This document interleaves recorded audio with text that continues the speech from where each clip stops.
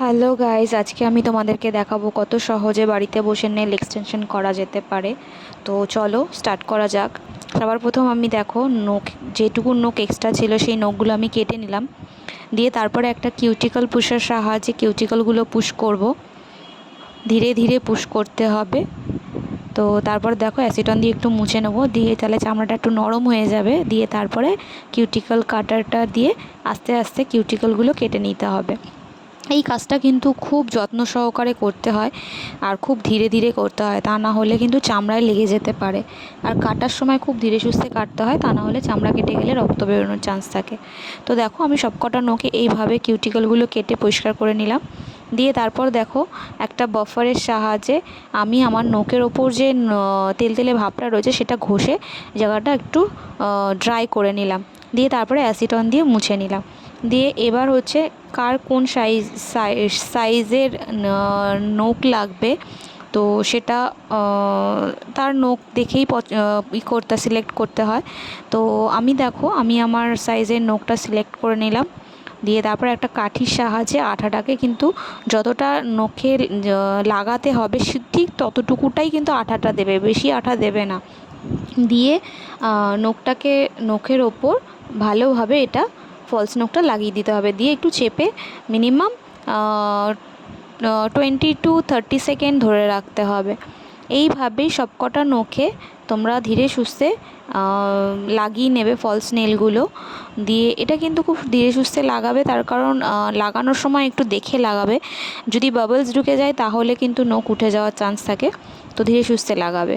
তো তারপরে কাটারের সাহায্যে কিন্তু নখগুলো কেটে নিতে হবে। কে কোন সাইজের নখ রাখবে সেই হিসেবে। আমি খুব বড় পছন্দ করি না, তাই আমি ছোট ছোট রাখলাম, খুব বেশি একটা বড় রাখিনি।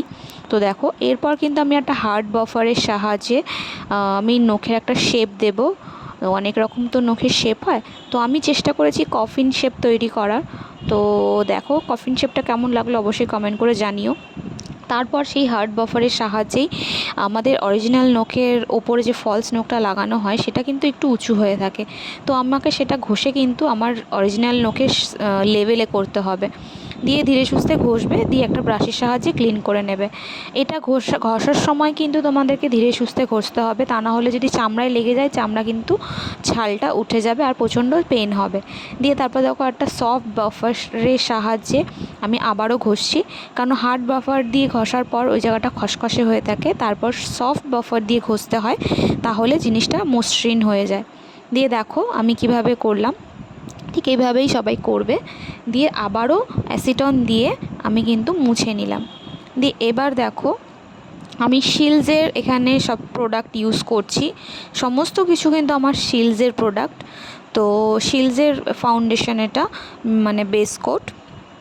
তো এই বেস কোটটা আমি সামান্য একটু ব্রাশে নিয়ে জেলটা দিয়ে আমি কিন্তু সবকটা নখে বেস কোটটা লাগিয়ে নিয়ে ইউভি ল্যাম্পে 120-তে দিয়ে দেবো। 120-তে দেওয়ার পর এরপর আমাদের জেল দিতে হবে। সামান্য একটু একটু করে ব্রাশে করে জেল নিতে হবে, নিয়ে প্রত্যেকটা নখে তোমাদের লাগাতে হবে। সেই জেলটা নিয়ে তোমাদের কিন্তু হালকা লেয়ার দিতে হবে, এটা একদম পাতলাভাবে দেবে, কারণ দুটো কোট পড়বে, তো সেই হিসাবে আমাদের একটা পাতলা লেয়ার দিতে হবে এখানে। তো দেখো একদম ছড়িয়ে ছড়িয়ে সব পুরো নখে লাগাতে হবে। দেখো আমার কমপ্লিট। তারপরও আমাদেরকে 120-তে ড্রাই করতে হবে। দিয়ে দেখো কমপ্লিট। এরপর আবার অ্যাসিটন দিয়ে মুছতে হবে। এইভাবে সেম প্রসেসে কিন্তু দুটো লেয়ার পড়বে। আবারও এরপর একটু বেশি দিয়ে জেলটা দিয়ে আবারও একটু একটা কোট দিয়ে আবারও ইউভি ল্যাম্পে দিয়ে আবারও অ্যাসিটন দিয়ে মুছতে হবে। লাস্ট গিয়ে করতে হবে তোমাদের আবার যে শিলজের যে বাফারটা দেখতে পাচ্ছ, এই বাফারের সাহায্যে আবারও নখটা ঘষে সমান করে নিতে হবে, শেপটা একটু আরেকটু ঠিক করে নিতে হবে। এরপর দিয়ে আবারও অ্যাসিটন দিয়ে মুছে ফেলতে হবে। দিয়ে দেখো কমপ্লিট। এরপর আমি জেল দেব।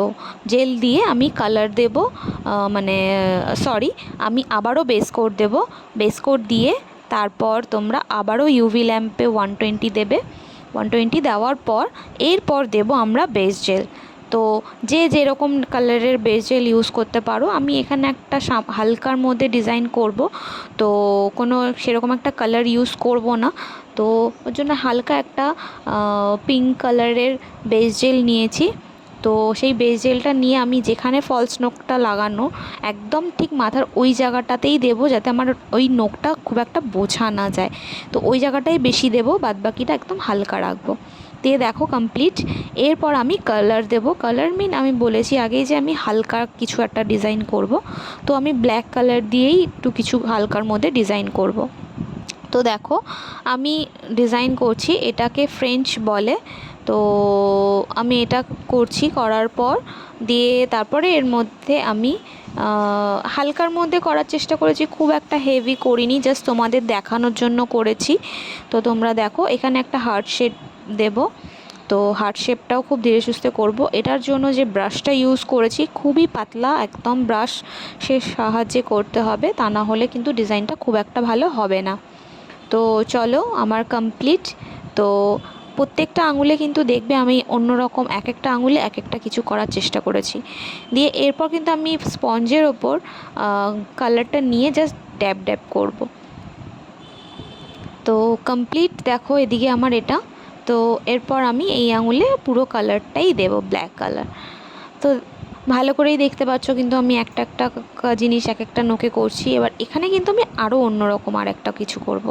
তো দেখো এখানেও আমি একটা হার্ট শেপ দেব। দিয়ে হার্ট শেপটা এটা একটু অন্যরকম হার্ট শেপ করার চেষ্টা করেছি, মানে হার্ট শেপই বাট একটু স্টাইলটা অন্যরকম। তো আমরা দেখতে থাকো কীরকমভাবে করছি। তো এই দেখো এটা মাঝখানটায় জাস্ট হার্ট শেপ থাকবে আর পুরোটাই কভার থাকবে। তো কেমন লাগলো ডিজাইনটা অবশ্যই আমাকে কিন্তু কমেন্ট করে জানাবে। লাস্ট কাজ থাকবে আমাদের কিন্তু, হ্যাঁ কালারটা দেওয়ার পর কিন্তু আমি 60-তে ড্রাই করেছি, ঠিক আছে। দিয়ে তারপর কিন্তু আমি এই টপ কোটটা দিয়েছি, শিলজেরই টপ কোট, এটা দিয়ে আমি 120-তে ড্রাই করব। দেখো আমার ডিজাইন রেডি, আমার নেল এক্সটেনশন রেডি। কেমন লাগলো অবশ্যই কমেন্ট করে আমাকে জানাবে।